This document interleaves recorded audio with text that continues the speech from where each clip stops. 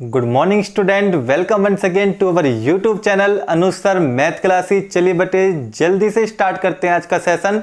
और आज हम पढ़ेंगे बेटा new chapter relation and function. जी हाँ बेटे, रिलेशन एंड फंक्शन जो कंप्लीटली डिपेंड है, बेस्ड है चैप्टर 1 सेट्स पे। अगर आपने चैप्टर 1 सेट्स की अच्छे से थ्योरी की है, स्टडी की है बेटे, तो यहाँ पर आपको कोई भी दिक्कत नहीं आने वाली बेटे, क्योंकि सेट से रिलेटेड जो रिजल्ट होंगे, ऑपरेशंस होंगे बेटे, यहाँ हम कुछ कुछ अप्लाई भी करेंगे और उससे ज़्यादा भी कुछ सीखने को मिलेगा। तो चलिए जल्दी से स्टार्ट करते हैं आज का सेशन और पढ़ते बेटा रिलेशन और फंक्शन के बारे में। एक्चुअली में रिलेशन और फंक्शन क्या है वो सब जानेंगे। सबसे पहले रिलेशन को जानने से पहले हमें पढ़ने होंगे कुछ इंपॉर्टेंट मेन पॉइंट्स। अगर हमने इन मेन पॉइंट्स की अच्छे से स्टडी कर ली तो जो लास्ट में आएगी नंबर 6 पे, मैंने मेंशन नहीं किया, जो नंबर 6 पे आएगा वो आएगा बेटे आपका रिलेशन। नंबर 6 पे कौन आएगा? रिलेशन। तो नंबर 6 पे पहुंचने से पहले आपको ये सारे पॉइंट्स अच्छे से स्टडी करने होंगे। और मैं मानता हूं अगर ये 5 पॉइंट आपने अच्छे से स्टडी कर लिए, अपने माइंड में सेट कर लिए, तो ये छठा पॉइंट आपके लिए कुछ भी नहीं होगा। तो चलिए स्टार्ट करते हैं इसी के साथ बेटा। पहला पॉइंट ऑर्डर्ड पेयर। ठीक है, तो ऑर्डर्ड पेयर देखो बेटे, पहले क्या है? Ordered pair. ये सब कुछ आपके लिए बेटे नया है, तो एक एक पॉइंट को अच्छे से समझना। ठीक है, तो ऑर्डर्ड पेयर तुम क्या कहेंगे? Ordered pair, ordered pair is a pair, is a pair of objects or element। तो ये क्या कह रहा है बेटे? जो ऑर्डर्ड पेयर होगा वो एक्चुअल में क्या है? एक पेयर है। पेयर समझ गए? दो चीज का पेयर। ठीक है, दो चीज का पेयर। वो चीज क्या है? वो दो ऑब्जेक्ट भी हो सकते हैं या फिर एलिमेंट भी हो सकते हैं। टेकन, जिनको लिया जाएगा, taken in a specific order, जिनको एक स्पेसिफिक ऑर्डर के थ्रू रखा जाएगा, लिया जाएगा। अच्छे से समझो एक एक पॉइंट। कह रहा है कि ऑर्डर्ड पेयर एक्चुअल में एक पेयर होता है। एक्चुअल में एक पेयर होता है। पेयर समझ गए? दो चीज का। तो वो दो पेयर, जो पेयर बनेगा वो किन चीज का बनेगा? या तो ऑब्जेक्ट्स का बनेगा या एलिमेंट्स का बनेगा। अब मेरे बेटे ये चीज आपने पढ़ी नहीं? एलिमेंट कहां पढ़ा है? सेट के अंदर। जो सेट के अंदर नंबर होंगे या एलिमेंट होंगे उन्हीं की जिक्र कर रहा है वो। तो कह रहा है कि ऐसे ऐसे दो एलिमेंट मिलेंगे और दो एलिमेंट का जो पेयर होगा वो क्या कहलाएगा? Ordered pair. लेकिन उनको स्पेसिफिक कंडीशन के थ्रू रखा जाएगा, स्पेसिफिक ऑर्डर में रखा जाएगा। और वो स्पेसिफिक ऑर्डर क्या है वो समझते हैं। ठीक है बेटा, तो और में हम कहेंगे, और में हम कहते हैं, इसकी डेफिनेशन समझो। Let A and B be any two sets. A और बी हमारे पास कोई भी दो सेट्स हैं। ठीक है, comma then the ordered pair, comma then the ordered pair of A and B is defined as। तो जो A और B का ऑर्डर्ड पेयर बनेंगे, पॉसिबल ऑर्डर्ड पेयर बनेंगे, मैक्सिमम पॉसिबल ऑर्डर्ड पेयर बनेंगे, उनको कैसे डिफाइन किया जाएगा वो समझते हैं। तो पेयर तो बनेगा बेटे इस तरीके से। आप क्वेश्चन उठ गया, सर ये जो आपने लिख दिया ये क्या है? तो ये तो है बेटे पेयर का सिंबल। ये अब ओपन इंटरवल नहीं है, अब ये पेयर का सिंबल है। अब इस पेयर में क्या है? चेक करो। ये वाला तो कहलाएगा आपका फर्स्ट एलिमेंट या फर्स्ट कंपोनेंट, और ये कहलाएगा आपका सेकंड एलिमेंट या सेकंड कंपोनेंट।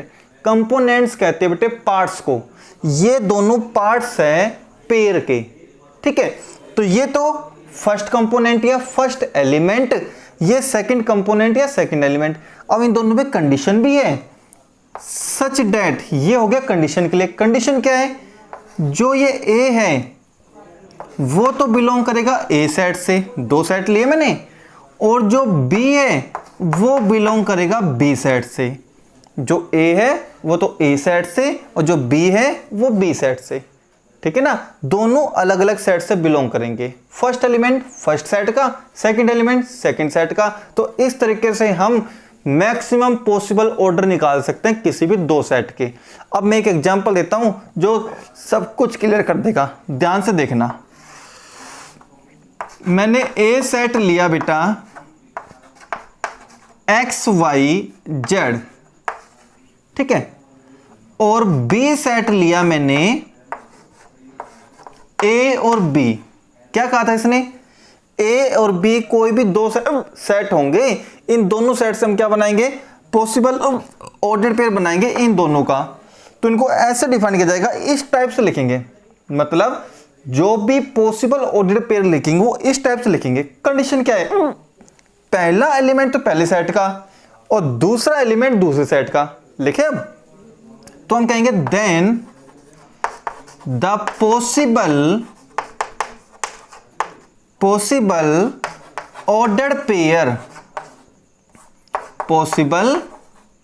Pair are. देखो बेटा कौन कौन से होंगे, बनाने की बिल्कुल सिंपल सी ट्रिक जान लो, बिल्कुल सिंपल सी ट्रिक। क्या कह रहे हैं, पहला एलिमेंट तो पहले सेट का, दूसरा एलिमेंट दूसरे सेट का, ठीक है। तो यहां टिक लगा लो आप, पहले भी टिक लगा लिया, और इसके साथ ये दोनों एलिमेंट कनेक्ट कर दो। पहले पे टिक लगा के इसके साथ ये दोनों एलिमेंट कनेक्ट कर दो, तो मतलब पहला तो बनेगा ये, ठीक है। इसके साथ कौन आएगा, पहले ए, अब इसी के साथ दूसरा। अब चेक कर लो ये दोनों कंडीशन सेटिस्फाई है। पहला एलिमेंट तो देखो पहले सेट का है, दूसरा एलिमेंट दूसरे सेट का है। इसी में भी पहला एलिमेंट पहले सेट का है, दूसरा एलिमेंट दूसरे सेट का है। 2 पॉसिबल तो बन गए, यानी इससे इस एलिमेंट से पॉसिबल पेयर कौन से बने, ये दोनों। अब इस एलिमेंट से कौन से बनेंगे, फिर से लिख दो, वाई ए और वाई बी, वाई ए और वाई बी। इससे कौन से बनेंगे, जेड ए और जेड बी, यही बनेंगे ना। इसके अलावा कोई और पॉसिबल ऑर्डर्ड पेयर नहीं बनेगा। अगर बनेगा तो आप बता दो, कोई भी नहीं बनेगा, कोई भी नहीं बनेगा, ठीक है। तो ये बनेंगे आपके possible ordered pair from A to B. ध्यान रखना, फ्रॉम ए टू बी बनाया है मैंने, पहले ए से स्टार्ट करते हुए बी के एलिमेंट लिए, पहला एलिमेंट पहले सेट का, दूसरा एलिमेंट दूसरे सेट का। ये पॉसिबल ऑर्डर्ड पेयर बन गए, ठीक है। और भी जान लो ये पॉसिबल ऑर्डर्ड पेयर कितने बनेंगे, अगर ये पूछ ले तो एलिमेंट काउंट कर लो। इसमें कितने एलिमेंट है, 3। Number of element in A set A 3, number of element in A set B 2। तो दोनों को अब मल्टीप्लाई कर लो, 3 2 जा 6, 6 पॉसिबल ऑर्डर्ड पेयर बनेंगे। 1 2 3 4 5 6, ये 6 पॉसिबल ऑर्डर्ड पेयर आपके बनेंगे।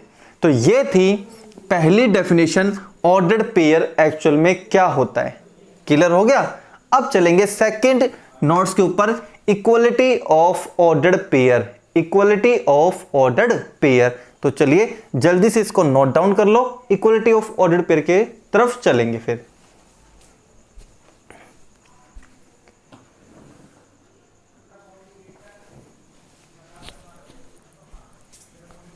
चलिए बेटे आगे स्टार्ट करते हैं, चलते हैं अगले point, equality of ordered pair. एक बात अच्छे से नोट कर लो बेटा, हो सकता है ये लेक्चर बहुत स्लो चल रहा है बेटे, लेकिन मेरा मेन मोटिव क्या होता है बेटा कि थोड़ा सीख लो लेकिन अच्छा सीख लो, ऐसा कॉन्सेप्ट सीखो ताकि आपको रात को उठा के भी इनके बारे में पूछे कि बताओ इसको, तो आप खड़े होके बता सको वो कॉन्सेप्ट। तो ऐसा सीखो बेटे, क्योंकि हमारा मेन मोटिव क्या है बेटे, we provide quality not quantity, ठीक है बेटा। तो बेटा ऐसा सीखो ताकि कल अगले दिन आप इस कॉन्सेप्ट को किसी दूसरे स्टूडेंट को बता सकते हो। ठीक है बेटे, तो चलिए equality of two ordered pair, दो ऑर्डर्ड पेयर्स के बारे में, इक्वलिटी के बारे में जानते हैं कि ये वाला ऑर्डर्ड पेयर और ये वाला ऑर्डर्ड पेयर इक्वल कब होंगे।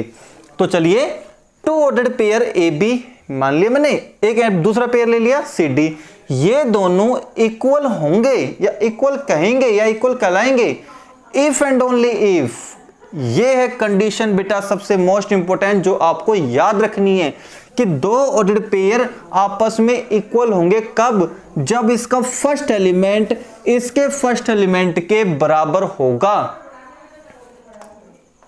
एंड दूसरा भी है और इसका सेकंड एलिमेंट इसके सेकंड एलिमेंट के बराबर होगा, तो ये दो ऑर्डर्ड पेयर आपस में बराबर कहला सकते हैं, अदरवाइज नहीं कहला सकते।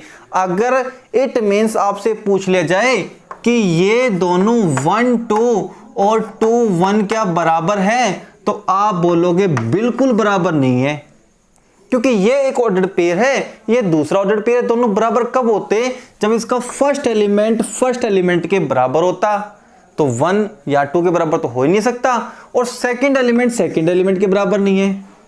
समझ गए ना? दो ऑर्डर्ड पेयर आपस में बराबर होंगे, उसके लिए कंडीशन क्या है? इस ऑर्डर्ड पेयर का पहला एलिमेंट इस ऑर्डर्ड पेयर के पहले एलिमेंट के बराबर होना चाहिए।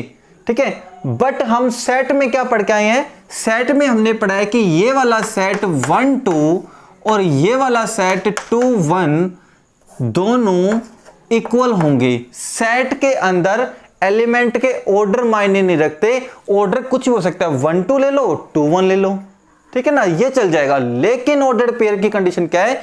दो ऑर्डर्ड पेयर अगर बराबर होंगे तो पहला एलिमेंट पहले एलिमेंट के बराबर होने चाहिए, सेकंड एलिमेंट के बराबर होना चाहिए, ये बात है।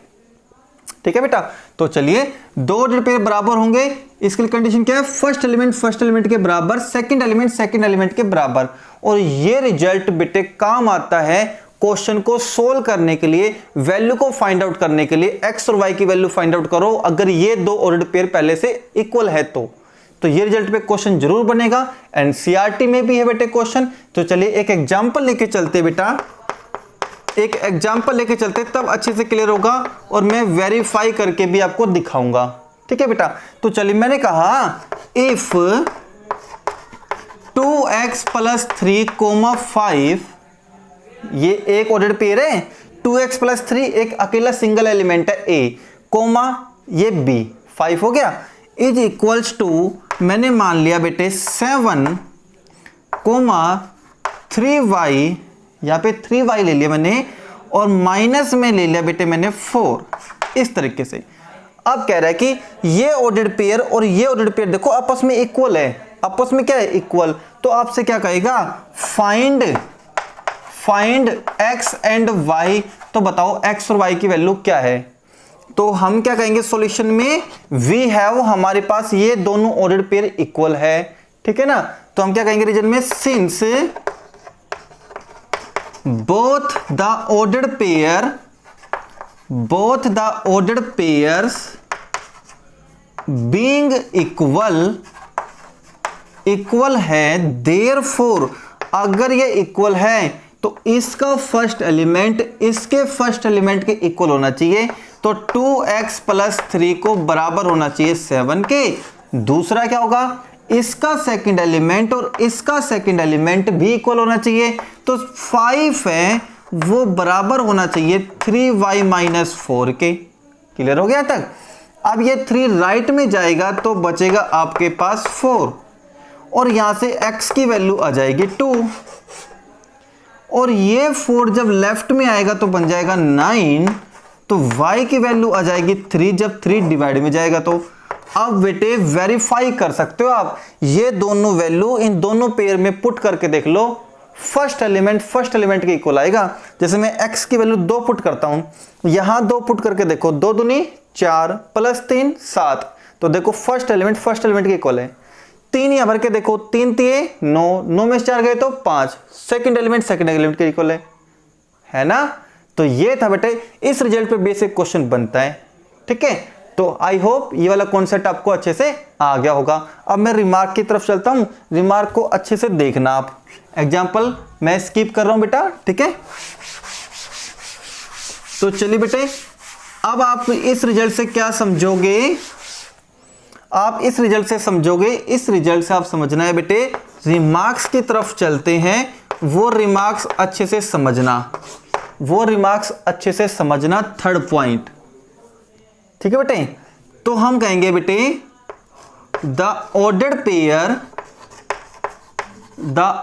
पेयर्स ए बी इक्वल नहीं होगा इस ऑर्डर्ड पेयर बी ए के, अनलेस, कब तक नहीं होगा, जब तक नहीं होगा जब तक ए और बी बराबर ना हो। अगर ए और बी दोनों बराबर है, ये दोनों वैल्यू सेम है, तो ही ये ऑर्डर्ड पेयर इस ऑर्डर्ड पेयर के इक्वल हो सकता है। तो हम कहेंगे ये ए बी इस बी ए के बराबर नहीं होता कभी भी। हम तो ये कहेंगे जैसे ये 1:1 के बराबर नहीं होता, हमने ये तो कहा। ये 1:1 के बराबर कब तक नहीं होगा, जब तक कि 1 और 2 बराबर ना हो। तो ये ए बी इस बी ए के बराबर नहीं होता। आपको तो ये रिजल्ट याद रखना है। अब कोई आपसे पूछे कि कब तक नहीं हो सकता, फिर आप कहोगे जब तक नहीं हो सकता जब तक कि ये दोनों वैल्यू आपस में बराबर ना हो, ठीक है बेटे। तो ये वाला पॉइंट एक तो याद रखना है, नंबर 1। नंबर 2 पे आपको याद क्या रखना है वो समझ लो बेटे अच्छे से, ठीक है बेटे। तो एक तो रिजल्ट ये हो गया, दोनों बराबर नहीं होंगे जब तक कि ए और बी बराबर ना हो। फिर आप याद रखोगे बेटे नंबर ऑफ एलिमेंट, ठीक है बेटे। नंबर ऑफ एलिमेंट, आपसे कोई कह दे कि A and B are two finite set है, आर टू फाइनाइट सेट है, कोमा देन, तो आप कहोगे बेटे comma then the possible ordered pair will be, वो कितने होंगे वो आप समझ लो कि number of element in A into number of element in B. A में जितने एलिमेंट है वो, बी में जितने एलिमेंट है वो, दोनों आप मल्टीप्लाई कर दो, उतने पॉसिबल ऑर्डर्ड पेयर आपके पास बनेंगे। ये आप अच्छे से समझ लो। तो पहला तो बेटे दो इक्वल होंगे बेटे, दो पेयर इक्वल होंगे, उसके लिए कंडीशन पहला एलिमेंट पहले एलिमेंट के बराबर होना चाहिए, दूसरा एलिमेंट दूसरे एलिमेंट के बराबर होना चाहिए। रिमार्क में देख लो बेटा, जो ऑर्डर्ड पेयर होंगे ए बी वो बराबर नहीं होगा कब तक, जब ऑर्डर्ड पेयर बी ए के, जब तक ए और बी दोनों बराबर नहीं होंगे। अगला पॉइंट, ए और बी कोई भी दो फाइनाइट सेट है जिनके एलिमेंट हम काउंट कर सकते हैं, ठीक है, वो फाइनाइट सेट होंगे। तो देन कह रहा है कि जो पॉसिबल ऑर्डर पेयर बनेंगे वो क्या बनेंगे, n A into n B. जल्दी से इसको नोट डाउन करो, आगे चलते हैं बेटा। फिर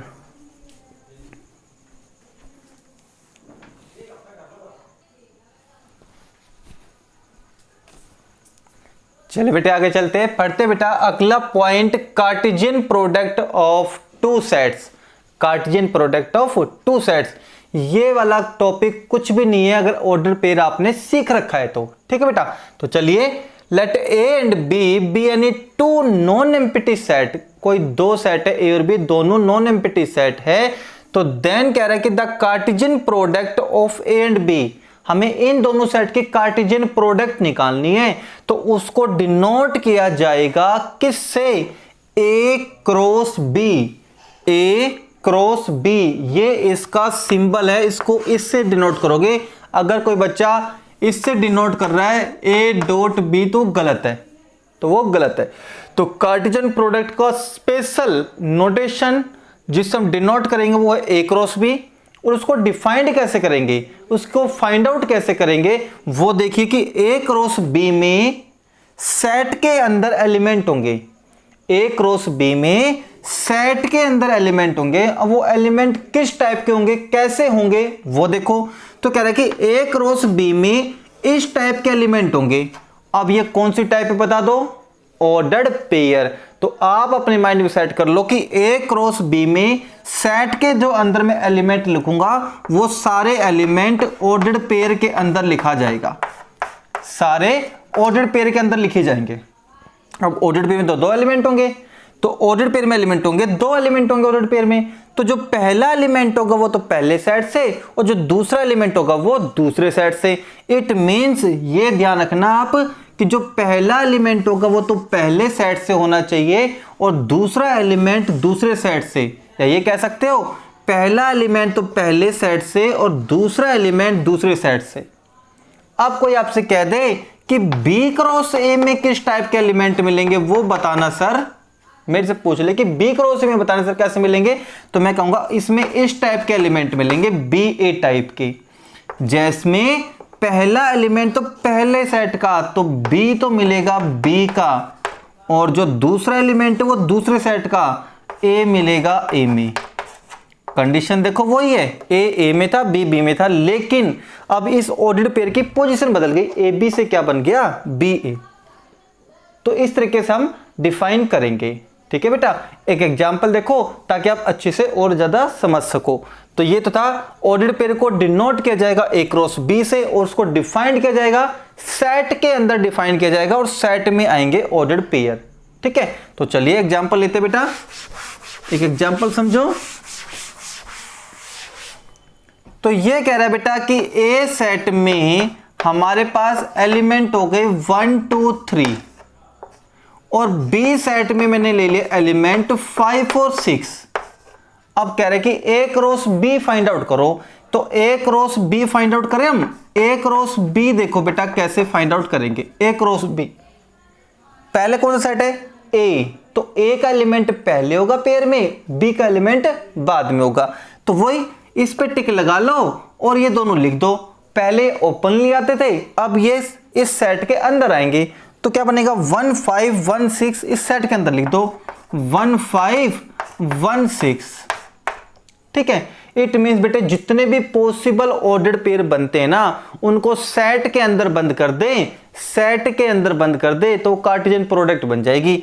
दूसरा इस 2 के साथ कौन सा बनेगा 2 5 2 6, तो कौन सा बनेगा 2 5 2 6, ये लो भैया। अगला 3 5 3 6, अगला बन गया 3 5 और 3 6, ये बनेंगे पॉसिबल ऑर्डर्ड पेयर जो किसके अंदर होंगे बेटे ए क्रॉस बी के अंदर होंगे। अगर आपको बेटे बी क्रॉस ए निकालना है, बी क्रॉस ए निकालना है, मेरे को बता दो भाई बी क्रॉस ए निकालना है, तो पहला एलिमेंट तो बी का और दूसरा एलिमेंट ए का, तो क्या करेंगे जैसे पे मैंने ए पे टिक लगाया था अब टिक लगा लो बी पे। इस 5 के साथ ये दोनों कनेक्ट कर दो तीनों, तो 5 1 5 2 5 3, तो क्या बन जाएगा 5 1 5 2 5 3, और क्या बनेगा इस 6 के साथ क्या बनेगा 6 1 6 2 6 3, ये 6 दिख रहा है ना आपको, तो क्या बन जाएगा 6 1 6 2 6 3। अब तक तो कई बच्चों ने दिमाग भी निकाले होगा सर ऐसे क्यों करें, इन्हीं को क्यों ना उल्टा कर ले हम, तो वो भी ठीक है भाई। 1 5 का रेसिप्रोकल उल्टा क्या होगा 5 1, वो जरूर मिलेगा। 1 6 का क्या मिलेगा 6 1, वो भी जरूर मिलेगा। 2 5 का 5 2, 2 6 का 6 2, 3 5 का 5 3, 3 6 का 6 3, सब कुछ मिलेंगे। तो हम ये कह सकते हैं कि बताओ कि ए क्रॉस बी में number of element in A cross B में और number of element in B cross A में दोनों में बराबर होंगे 6 6 होंगे। चेक कर लो 1 2 3 4 5 6, 6 6 में मिलेंगे। तो ए क्रॉस बी में नंबर ऑफ एलिमेंट जितने होंगे और बी क्रॉस ए में नंबर ऑफ एलिमेंट जितने होंगे दोनों में बराबर होंगे, और जिसमें एलिमेंट की संख्या बराबर हो उसको बोलते हैं इक्विवेलेंट सेट। इक्विवेलेंट सेट, तो हम ये कह सकते हैं बेटा, तो नया रिमार्क क्या बन गया 10 A cross B and B cross A cross B and B cross A are equivalent. पहला नोट तो पहला रिमार्क तो ये बन गया, दोनों के दोनों कैसे होते हैं इक्विवेलेंट होंगे। क्लियर है। अब चेक कर लो, आपसे कोई पूछ ले क्या ये 1 5 और ये 5 1 बराबर है, नहीं 1 5 और 5 1 बराबर है? बिल्कुल नहीं है। 1 5 में तो 1 ए से है और 5 बी से है ना बेटे? तो 1 5 और 5 1 बराबर नहीं है। तो ये दोनों, अगर ये पेयर 1 5 सेम टू सेम 1 5 मिलता तो बराबर होता, 1 6 सेम टू सेम यहां पे मिलता तो बराबर होता। तो ए क्रॉस बी और बी क्रॉस ए बराबर नहीं है। और कब तक बराबर नहीं हो सकते? जब तक कि ये दोनों सेट आपस में बराबर नहीं हो जाते, जब तक कि ये दोनों सेट आपस में बराबर नहीं हो जाते। ठीक है बेटा? तो अगला पॉइंट क्या बनेगा वो सुन लो आप। तो पहला पॉइंट तो ये बन गया था, दूसरा पॉइंट नोट कर लो ना, क्या बनेगा?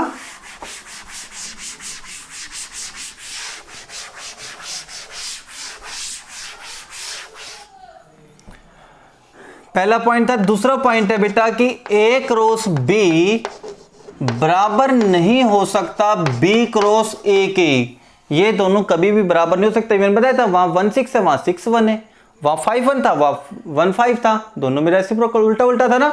तो वही है बेटे, ए क्रॉस बी और बी क्रॉस ए बराबर नहीं हो सकता। कब तक? जब तक कि अनलेस ए और बी दोनों सेट बराबर ना हो। ये रिजल्ट बन गया आपके लिए मल्टीपल चॉइस का। मल्टीपल चॉइस क्वेश्चन में जो भी पूछेंगे भाई ए क्रॉस बी और बी क्रॉस ए कब तक बराबर नहीं हो सकता, तो मैं ऑप्शन डाल लूंगा जब तक ए बराबर ना हो किससे? बी से। ठीक है, ये आप ध्यान में रखना। एग्जांपल दो क्या बेटे?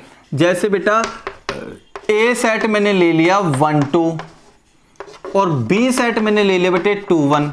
पहले तो ये बताओ क्या ये दोनों इक्वल हैं? क्या ये दोनों सेट इक्वल है? बिल्कुल इक्वल है। मैंने कहा था सेट के अंदर इनकी पोजीशन आगे पीछे हो सकती है, ऑर्डर्ड पेयर में नहीं हो सकती। ऑर्डर्ड पेयर 1 2 और ऑर्डर्ड पेयर 2 1 बराबर नहीं है, लेकिन सेट के अंदर 1 2 और 2 1 बराबर है, दोनों सेट इक्वल है।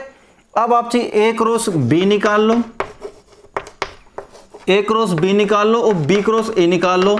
दोनों के अंदर सेम पेयर मिलेंगे, एक जैसे पेयर मिलेंगे। तो ए क्रॉस बी में कहां से स्टार्ट करेंगे? ए से। ए से स्टार्ट करते हुए यहां पे लिख दो क्या आएगा? पेयर 1 2 1 1 1 2 और 1 1।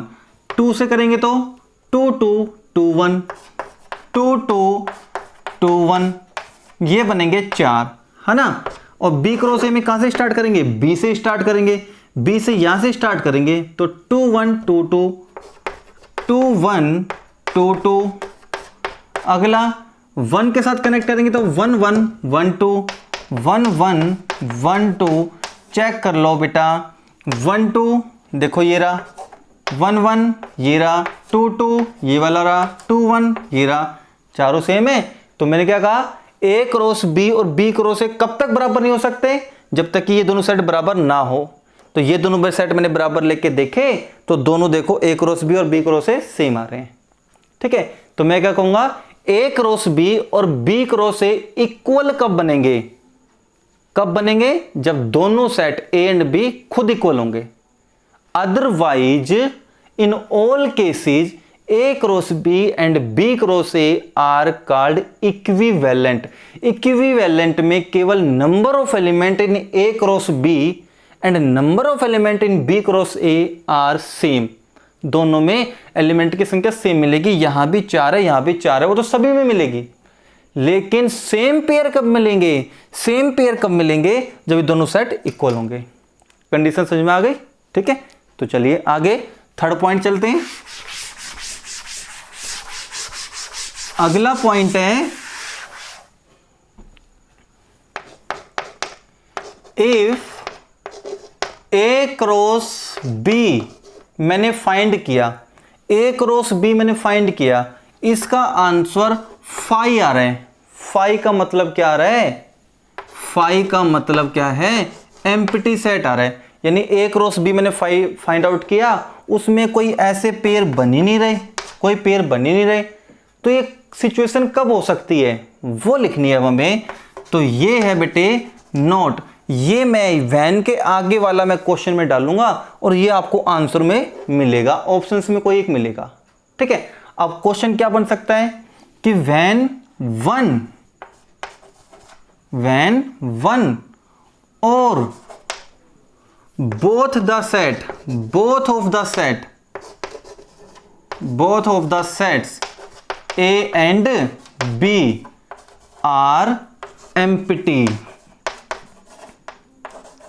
ये ध्यान रखना, when वन का मतलब क्या हुआ, कोई एक, यानी A और B में से कोई एक, या फिर दोनों के दोनों A and B are empty set हो तो A क्रॉस B एम्प्टी आ सकता है, अदरवाइज नहीं आएगा कभी भी।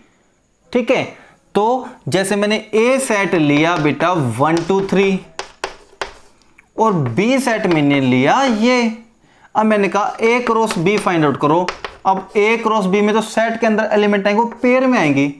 कंडीशन क्या होती है बताओ, पहला एलिमेंट तो पहले सेट का आएगा, तो पहला एलिमेंट तो पहले सेट का आएगा, लिख दिया। लेकिन दूसरा एलिमेंट तो दूसरे सेट का आएगा ना।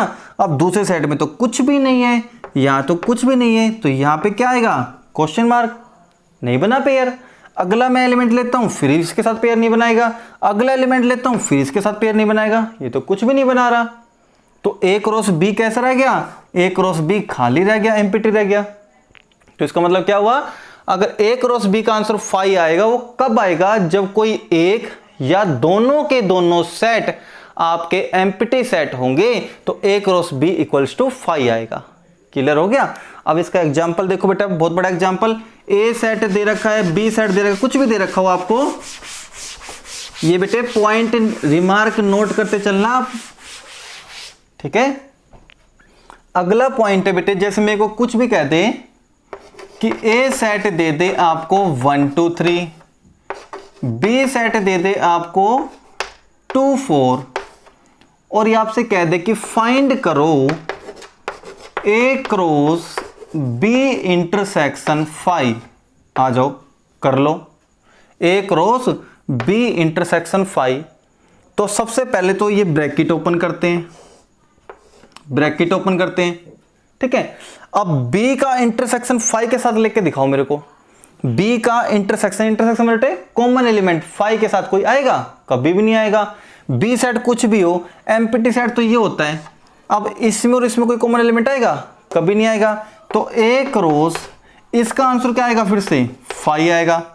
अब ये तो पहला सेट है और ये दूसरा सेट है, क्या समझे ना, ये तो पहला सेट है और ये दूसरा सेट है। इन दोनों सेट में से एक सेट बताओ कैसा है, एम्प्टी है। तो मैंने कहा था या तो कोई एक सेट एम्प्टी हो या दोनों के दोनों एम्प्टी हो। तो A क्रॉस B का आंसर क्या आएगा, 5। तो ये वाला A का क्रॉस प्रोडक्ट यानी कार्टेशियन प्रोडक्ट निकालूंगा मैं 5 के साथ, तो आंसर क्या लिख दूं, 5। ठीक है, तो इस तरीके से भी लॉजिकल क्वेश्चन आपके पास आएंगे, उनका जवाब देना पड़ेगा आपको। ठीक है, तो आगे चलते बेटा, तीसरा पॉइंट हो गया।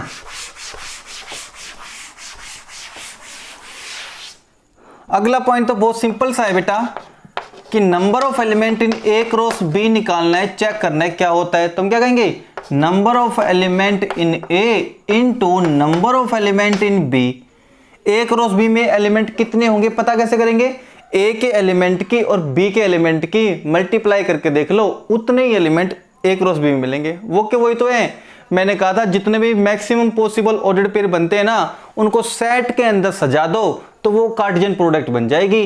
तो वही है, इन दोनों के अंदर मल्टीप्लाई कर दो तो बन जाएगी। और ये मल्टीप्लाई और किसकी कुल आएगी, B क्रॉस A के अंदर, क्योंकि मैंने कहा था इसके अंदर और इसके अंदर एलिमेंट सेम मिलेंगे आपको, है ना, काउंटिंग नंबर सेम मिलेगा। जैसे इसके अंदर 6 है तो इसके अंदर भी 6 ही एलिमेंट आपको मिलेंगे।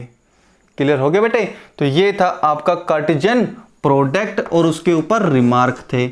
ठीक है, अब मैं एग्जांपल लेके समझाता हूं आपको, एक दो बढ़िया बढ़िया एग्जांपल देता हूं बेटे, उससे आप अच्छे से क्लियर करके देखो किस टाइप के क्वेश्चन इसके अंदर पूछे जाएंगे। ठीक है बेटा, तो चलिए जल्दी से ये नोट कर दो, मैं बोर्ड को अच्छे से क्लीन कर देता हूं बेटा। ठीक है, जल्दी से नोट करो।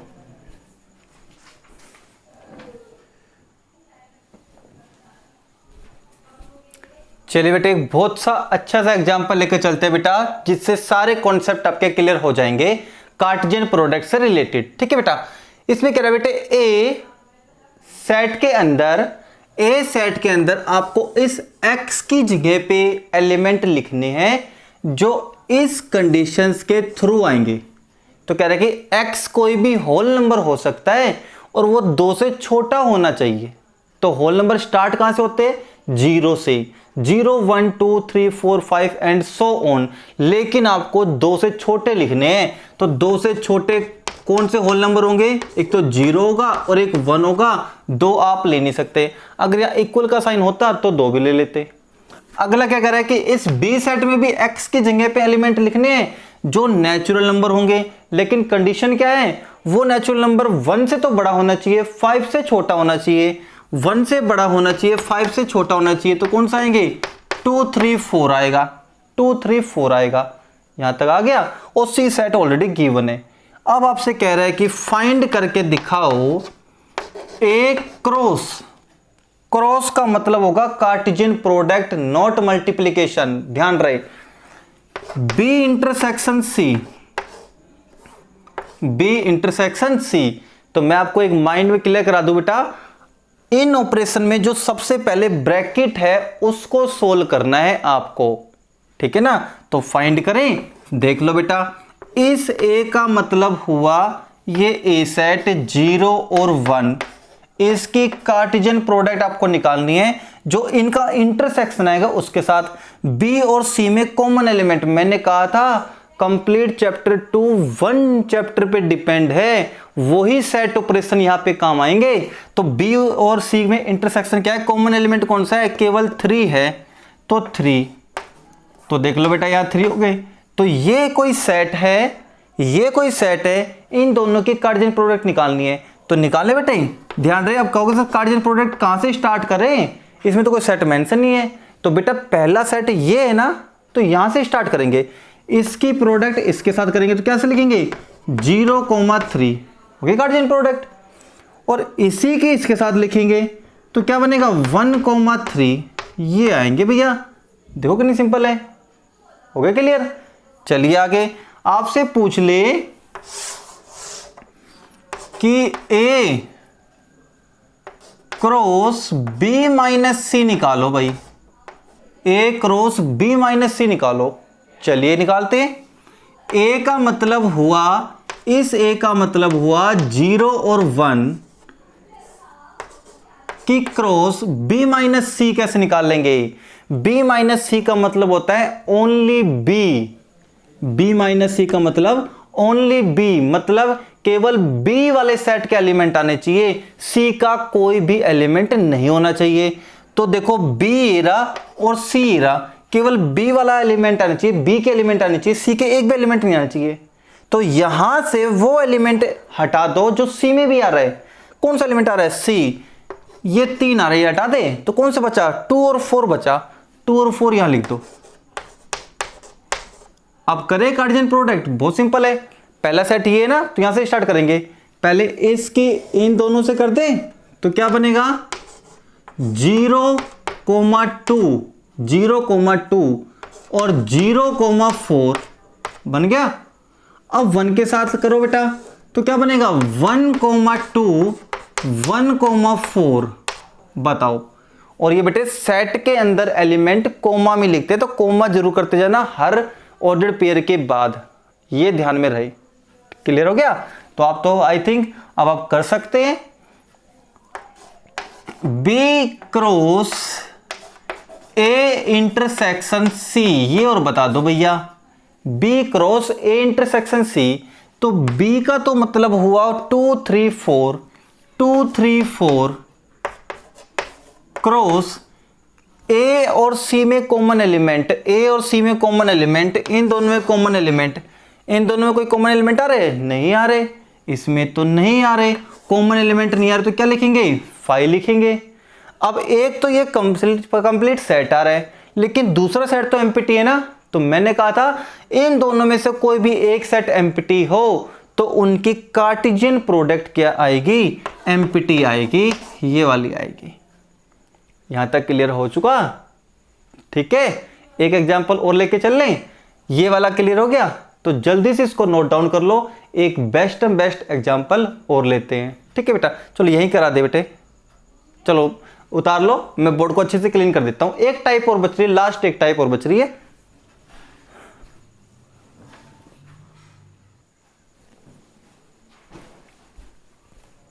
चलिए बेटे एक क्वेश्चन और लेके चलते हैं, मोस्ट इंपोर्टेंट क्वेश्चन। अगर ये वाला क्वेश्चन अच्छे से समझ गए, समझ लो इस एक्सरसाइज 2.1 की मजबूती जकड़ आपके पास आ जाएगी बेटा कंप्लीटली। क्या कह रहा है बेटे, if A and B are two set, A और बी ऐसे दो सेट है, इन सच ए वे, ऐसे दो सेट लिए गए हैं कि डेट ए क्रॉस बी कंटेन्स 6 एलिमेंट।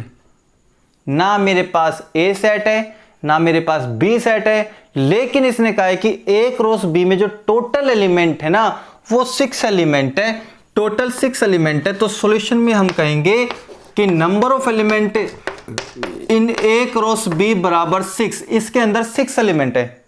अब ए क्रॉस बी में एलिमेंट कैसे होते हैं पता है ना आपको, पेयर में होते हैं। मतलब आपके पास कितने पेयर है टोटल, 6 पेयर टोटल है। आगे क्या करें, if 3 elements of A cross B के 3 एलिमेंट अगर ये हो, 3 एलिमेंट ये हो, तो बाकी के रिमेनिंग बचे हुए एलिमेंट बताओ कौन से होंगे, बाकी के 3 पेयर कौन से होंगे बताओ। अब सर आप तो यहां तो सेट ही नहीं है, कार्डियल प्रोडक्ट कैसे निकाले, कार्डियल प्रोडक्ट कैसे निकाले, सेट ही नहीं है यहाँ पे, तो ना सेट ए है ना सेट बी है। डायरेक्टली कह दिया कि ए क्रॉस बी में 6 एलिमेंट है, 3 एलिमेंट ये रहे, बाकी के 3 और बताओ। तो बेटा आपको कार्डियल प्रोडक्ट के रूल तो पढ़ा था ना, बस वही फॉलो करना। तो हम क्या लिखेंगे यहाँ पे, since 3 elements of A cross B, वो कौन से हैं, एक तो है 1 3, एक तो है 1 3, दूसरा कौन सा है 2 5, तीसरा कौन सा है 3 3। बस इतना ही काफी है, यहीं से हम निकाल लेंगे चुटकियों में, सिर्फ 2 मिनट का खेल है। कैसे, ए क्रॉस बी में इतने एलिमेंट थे जिसमें से 3 एलिमेंट आपको दे रखे, 3 और निकालने। तो बेटा आपको ये नॉलेज है, ए क्रॉस बी में पहला एलिमेंट तो किस में से मिलेगा, ए सेट का, और दूसरा एलिमेंट किस सेट का होगा, दूसरे सेट का। क्लियर हो गया। तो मैं ये कह दूं ये एलिमेंट तो ए का है और ये एलिमेंट बी सेट का है, इसी तरीके से ये एलिमेंट ए सेट का है, ये एलिमेंट बी सेट का है, ये एलिमेंट ए सेट का है और ये एलिमेंट बी सेट का है। बताओ हो गया ना, क्लियर हो गया अपना। ए क्रॉस बी का मतलब क्या हुआ, पहला एलिमेंट ए का, दूसरा एलिमेंट बी का, किसके अंदर, ऑर्डर्ड पेयर के अंदर। तो मैं देयरफॉर यहां से सेट बना लूं खुद के। तो ए सेट कौन सा बनेगा, ए सेट बता दो कौन सा बनेगा। ए सेट के अंदर आएंगे 1, चलो आगे चलो 2, ये लो भैया, आगे चलो 3, ये लो भैया, बना दो, ये तो बन गया ABC। अगला हम चलो B3, ये लो भैया, अगला चलो 5, ये लो भैया, अगला चलो फिर से 3, नहीं सेट के अंदर 3 लिख चुके, दोबारा नहीं लिखेंगे, दोबारा नहीं लिखेंगे। अब देखो इसके अंदर कितने एलिमेंट हैं 3, इसके अंदर कितने एलिमेंट है 2, तो ए क्रॉस बी में कितने होंगे 3 × 2 6 हो गए पूरे। अब मैं ए क्रॉस बी अपने आप निकाल लूं अपने तरीके से, ए क्रॉस बी निकाल लूं। ए से शुरुआत करें तो ए से यहां से शुरुआत करेंगे, देखो 1 3 1 5, देखो एक तो था 1 3 1 5 नहीं था ना, वो रिमेनिंग हो गया, तो एक तो ये रिमेनिंग हो गया।